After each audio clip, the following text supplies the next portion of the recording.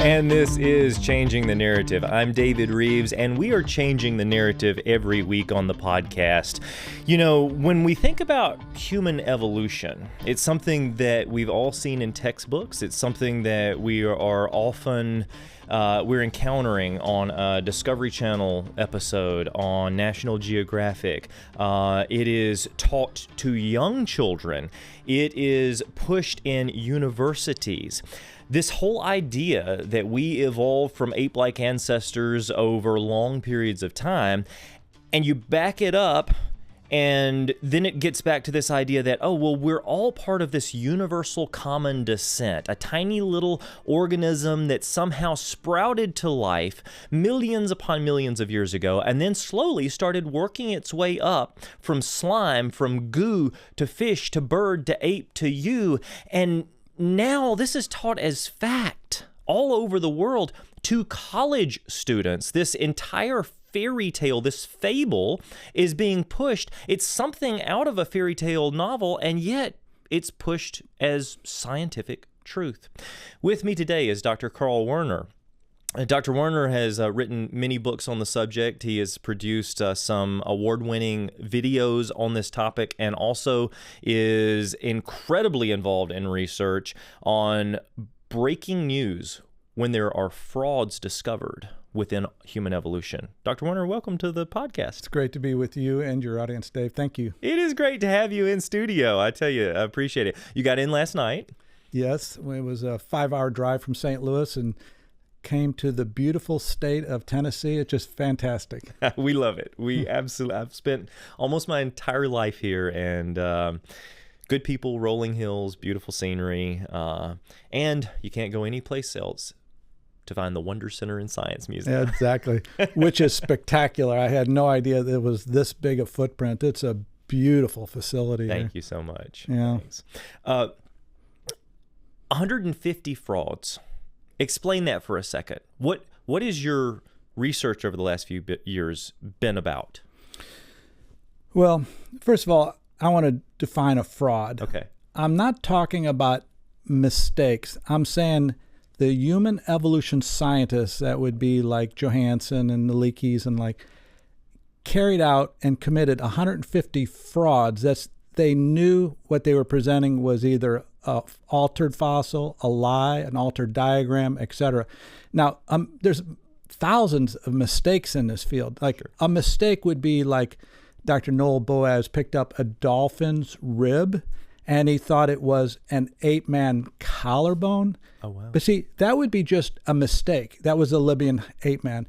That was just a mistake. He didn't realize that he was making a mistake. That's not what I'm talking about here. This is a higher level of bad. It's you know what you're doing and you still go through it and teach it to your colleagues, you teach it to the public, and basically it's very dark.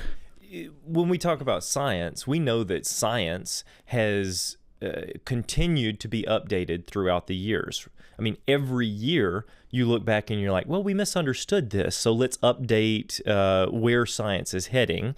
And many times they have to completely rewrite the book. But you're not talking about just updating things that are newly discovered. You're saying that this is deliberate? Yes, and you'd be surprised which ones have fraud involved. Lucy, Nebraska Man, the Leaky finds, all the many of the European finds. Yeah. These were deliberate frauds carried out by evolution scientists. And I wouldn't use that word unless I had the evidence for it, because it's a litigious word. You just can't say that they committed fraud and not have the evidence for it. I'm saying it's documented in our video series, it's documented in our books, and you can just follow the interviews, you can follow the pictures and see it for yourself.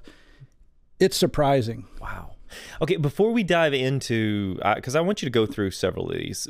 We won't have time to go through many, but we're going to go through what we can. Let's back up for a second, and I want to talk about human evolution for a moment, because this idea began to take root, popularity, back during the time of Charles Darwin, and then shortly thereafter, as people began to try to find evidences to prove Darwin's theories. Darwin's bulldog, Huxley, and others are trying to defend Charles Darwin's position that we're nothing more than highly evolved animals, right?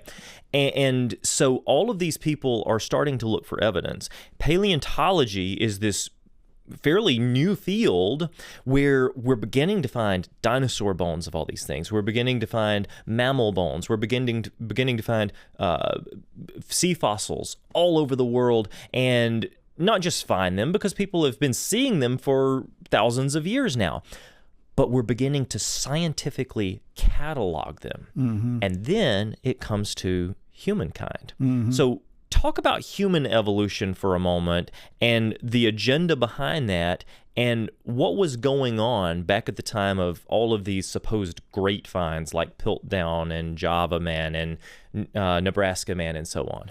Yeah, the burden of proof was on the evolution scientists to come up with some fossils, because Darwin said an ape evolved into a human, and that would have been over maybe 100 steps of intermediate animals called ape men, and they had none. So first one came up with Neanderthal man. He had a little skull cap from Germany. They didn't know what to make of it. Then the boy came up with this fossil called Homo erectus, or Pithecanthropus alalis, in the 1890s. But it was just a skull cap. You didn't really know what was going on. But then as they were forced to actually produce, then the fraud started coming out of the woodwork, starting in 1908 all the way to present. And they're in the museums today. I could go through the list of the frauds in the museums today, like Tumai and Homo habilis. These are fraudulent fossils. They're not ape men, and they're not mistaken ape men. They're fraudulent, and I can show you why. So I lead African photo safaris, take about 40 people over to Africa, into the Bushveld, show them God's creation with the animals. But then I also take them to the cradle of humankind. And we walk through that museum, and I tell you, at least for the Christians who are walking through, most of them can barely stomach what they're seeing as they walk through the cradle of humankind and the museum there, because some of these frauds are on display and celebrated, and then some of the old science that has been completely replaced is still being taught there, and then the whole agenda is being taught, including the idea that, hey, you and I are destroying the planet because we're gluttonous and we're eating too much food, you know? So there's this agenda-driven message being pushed in most museums. And to cap off the agenda, then you have the fraud on top of an agenda. Now, most people think, when they think hominids, ape-like ancestors, all these types of things, they're thinking Africa, because of out of Africa. We'll get into that in a moment. But let's travel to the U.S. for a moment, and I want you to describe a more localized find. What is Nebraska Man, and what did they find? Well, I think most of your audience has heard of Nebraska Man, and it was basically a pig's tooth that was portrayed as an ape man. And most people think that this was a mistake, but it was two frauds carried out by the scientists at the American Museum of Natural History in New York City, arguably the most important museum in the world. Yeah. This fraud came about in 1922 when a creationist challenged the leaders of that museum in an op-ed piece in the New York Times. And he's basically said, human evolution is a false idea. There's not enough evidence for it. And I challenge you to refute this in the next week's op-ed piece in the New York Times. The president of the American Museum, Dr. Henry Fairfield Osborn, he was a very famous scientist. Well, he's now, cast into this light. He doesn't want to be there. He doesn't want to be defending human evolution. He wants to everyone just accept it. And it was embarrassing for him. Just several weeks later, he says, oh, look, I discovered a new ape man. We just discovered this fossil last year called the Nebraska ape man. It's a tooth. It's the first ape man, and actually it's the first ape ever found in the United States. It was just several weeks after being challenged by this creationist. Yeah. But here's the frauds. The tooth was not found the previous year. It had been sitting on a shelf for 5 years and ignored by he and his staff. That fossil was found in 1917, but he says in the announcement it was just found last year. That's the first fraud. Wow. And the second fraud is is that they figured out 14 years earlier that the jawbones coming out of the same quarry, it's called Snake Creek Quarry in Nebraska, the jawbones, if you look at the premolar and the molar teeth of the jawbones, they look like ape teeth. And they actually wrote up an internal little memo saying, beware, from this site, ape teeth are probably not ape teeth, they're probably pig teeth, because the pig teeth look like ape teeth. When he announces it, he makes up a lie that it's a new discovery, and he doesn't tell any of the other colleagues around the world that we have this look-alike situation, because that would be the first thing you'd want to see. Well, let's look at all your pig teeth. Yeah. He kept it hidden, and he basically decimated this creation scientist, saying, you know, you're a fool because you got basically an ape man in your own backyard, and you're ignoring it. Actually, the creationist was right. Wow. Okay, so number one, he said, oh, we've just found this last year. Maybe their janitor was dusting a shelf and found what had been sitting there for 5 years. No.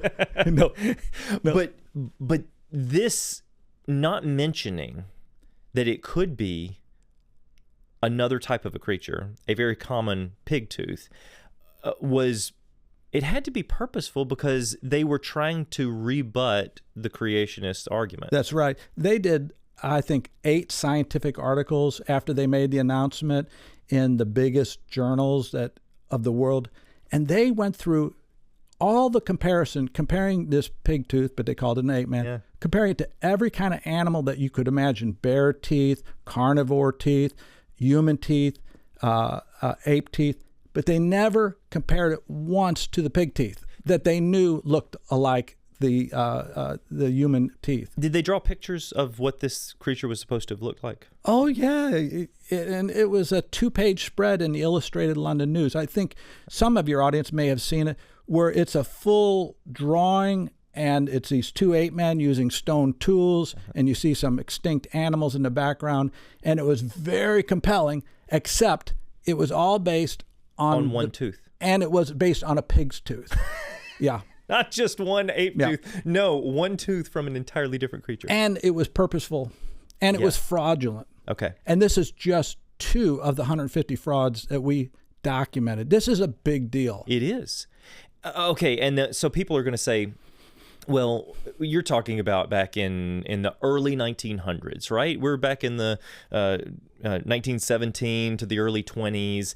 That was before science really began to catch up with all of the human evolutionary trends. So let's fast forward to the 70s, and let's talk about Donald Johansson's famous find in Ethiopia of Lucy. And of course, Lucy, we know, was this upright walking human ancestor who looked very human-like. You know, she was intelligent. We know so much about her. We found nearly a complete skeleton. She's absolute proof of ape-like ancestry for humans, right?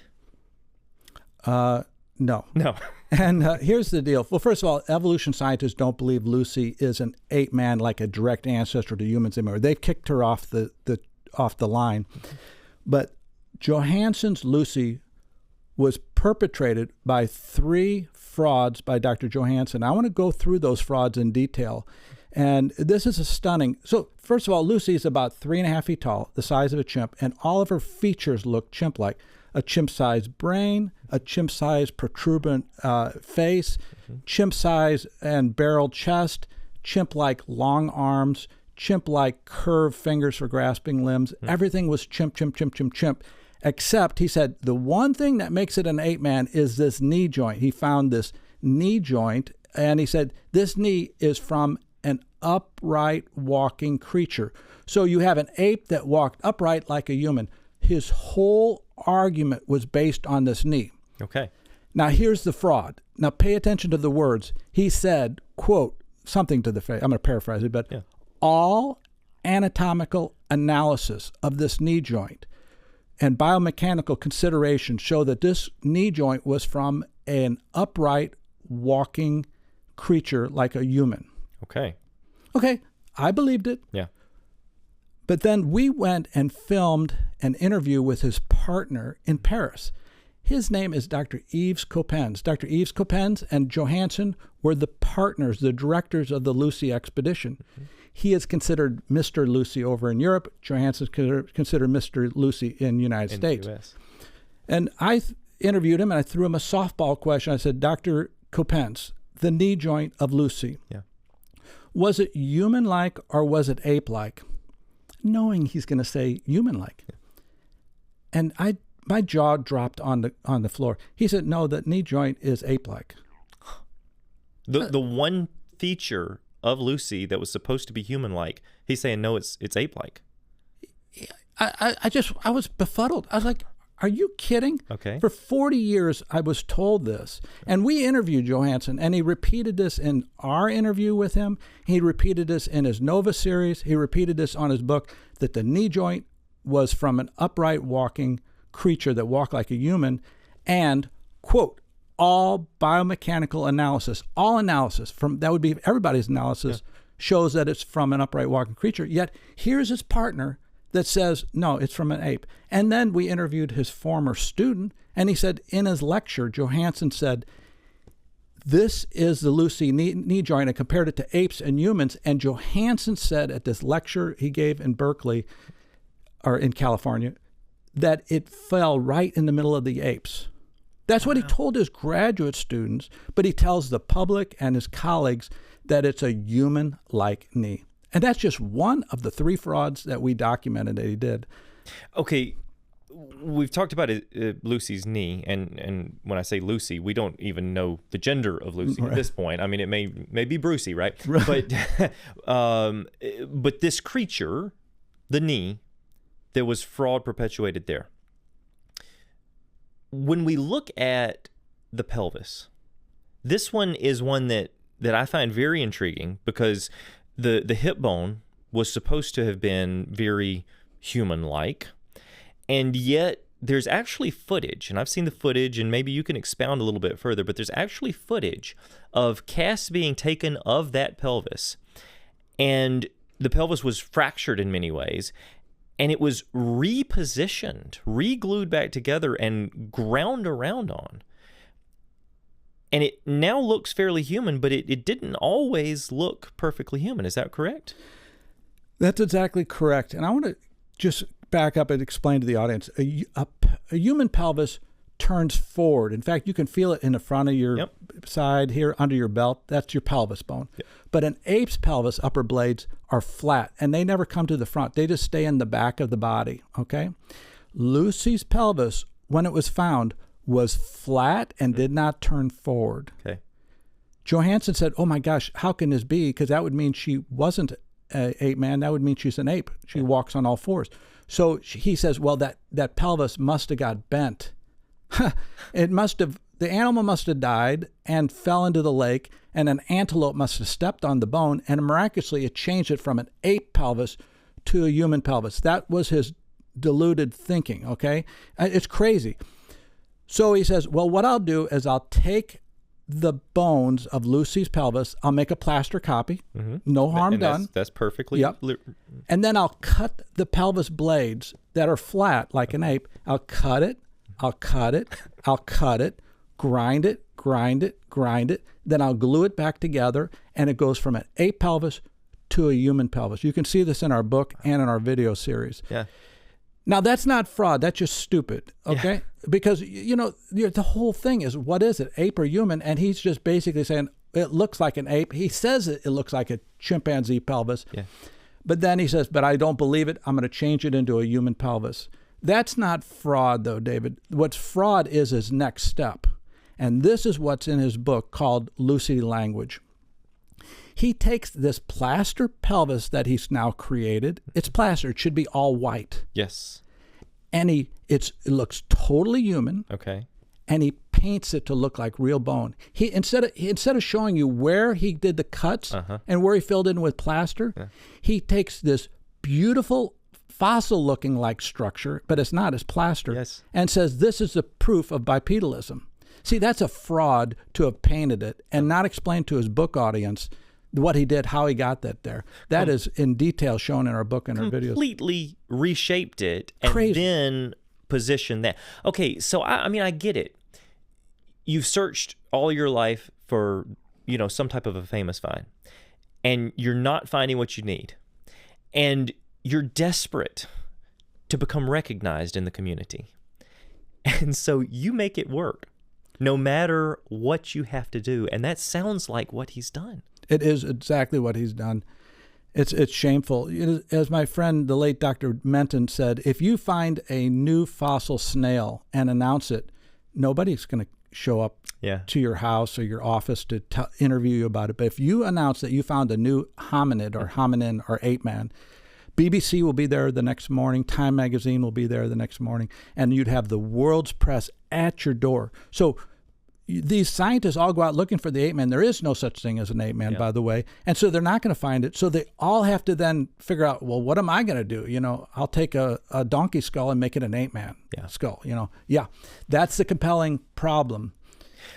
What led you to this pursuit? I mean, like, what was the journey that got you, that said, hey, I really want to dive into this? I know you've done groundbreaking work on living fossils, showing how most fossil counterparts of living things are nearly identical, meaning that probably not a lot of time has passed between the fossilized version and the... But what was your journey to say, hey, I want to see if we can dive deep into human evolution and show this?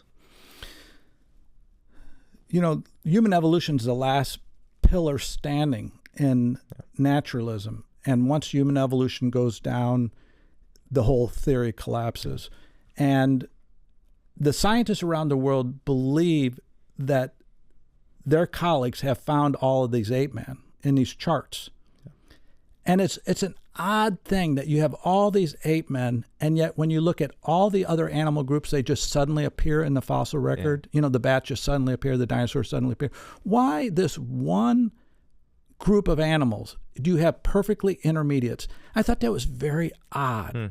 And it forces me to think, well, could these all just be faked or forced intermediates, that they're actually not ape men, they're just either apes or humans or something else? And it was a blind walk. It took us actually 27 years of interviewing to get to today. It was a blind walk, and it came very slow, one interview at a time. We ended up interviewing these 40 scientists and going to around the world to go into the basement vaults. And once we started to photograph the original fossils, it started to fall out. And it was like, oh my gosh. Inconsistencies. Yeah. And I almost missed it, to be honest with you. I was writing about this all, and I was like, oh my gosh, this is all about the frauds. I wrote the books not realizing that it was all about the frauds. Once I counted them up and came up to 150, I thought, oh my gosh, this is amazing. And you compiled those, and for our listening audience, I've got a book right now I'm holding up, 9 categories of overturned ape man, human evolution, but there's another volume. You've got a volume 3, volume 4. You've got, it's very extensive, and it actually goes through all of these frauds in one of the books, and then there's a video series to go along with it. But the grand experiment, you've been working on this for years, but this is a newly published work that we can now pick up. And here's what I'm seeing. You're working on living fossils. You wrote the book on living fossils. You see that Charles Darwin is predicting, well, if my theory is true, I'm going to find intermediate variations, a fish turning into this, a this turning into this, and you're like, well, no, all the fossils in the fossil record, most of them have modern day counterparts. They look very similar, so there's no transitional species. And then now all of a sudden we see this ascent from chimpanzee-like creature to human with all of these transitions in between. Right. It doesn't make sense. It doesn't add up. It makes no sense. And for a scientist, you're always looking for that sore thumb. Yeah. What sticks out, because that's where you focus on, because there's something wrong there. Yeah. And and that's why I devoted the last years to get this sorted out. That is so neat. That is incredible. And your research is world class.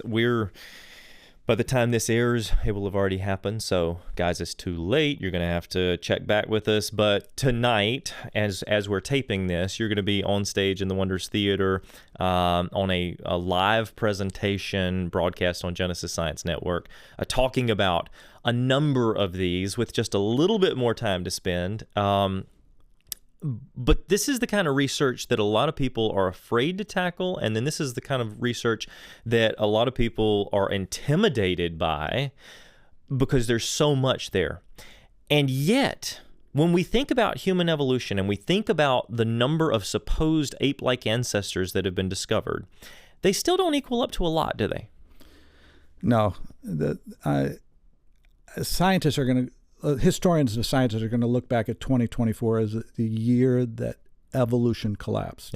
Yeah, this is the year we've been waiting for, really. Yeah, and I cannot wait to be a part of that. Thank you so much for being here to share your expertise. The very fact that we look all over the earth and we do find millions of sea creatures stacks up with the biblical record, right? Because there would have been a massive cataclysmic flood that would have buried marine creatures all throughout the fossil record from the bottom all the way up to the top. The fact that we do find millions of dinosaur bones, that we do find so many mammals is telling. But then when it comes to humans or even apes or ape-to-human transitions, there aren't a lot of fossil specimens, and the ones that are used to point to a transition, we're now learning are actually overturned. They're not evidence for ape men. They're not evidence for human evolution, but instead they are evidence that the Bible has been true from the very beginning. Apes have always been apes. Humans have always been humans. You're changing the narrative in science when it comes to the story of human evolution. Dr. Werner, thank you so much for sharing this with us, for being on stage, for being in studio, for taking the time to come out and really overturn this whole idea. Thanks for being here. Thank you, David. And thank you for joining us on Changing the Narrative.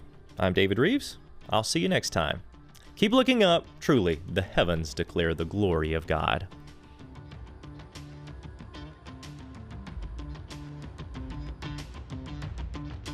Find us on all social platforms to stay informed.